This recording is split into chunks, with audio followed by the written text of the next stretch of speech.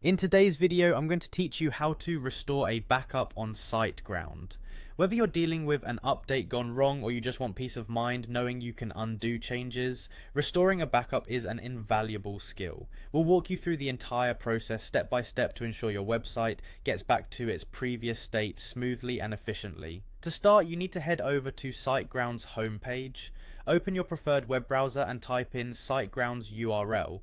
Once you're on the homepage, navigate to the top right corner of the screen and click on the login button. This will prompt you to enter your account details, so go ahead and log in. It's important to remember your login credentials as you won't be able to proceed without them.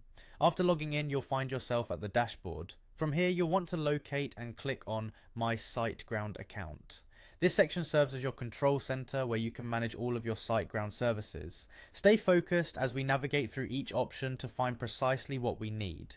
Inside your account, look for the Site Tools button associated with the website you wish to restore. Clicking here will bring up a suite of tools designed for website management. It's always good to know where these tools are, as they'll become handy for all sorts of site maintenance tasks. Once in Site Tools, you'll see various options on the left-hand side of your screen.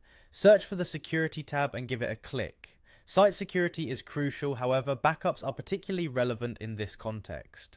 Within security, you'll see an option labeled Backups. Click on this to move forward with the restoration process. Now that you're on the Backups page, it's time to locate the specific backup file you want to restore. Usually, Siteground maintains a list of recent backup files for each of your sites. Find the three-dot icon next to the backup you wish to retrieve. It's somewhat hidden, but don't worry, just hover around and you'll find it. Clicking on this icon will reveal additional actions. Select Restore All Files and Databases.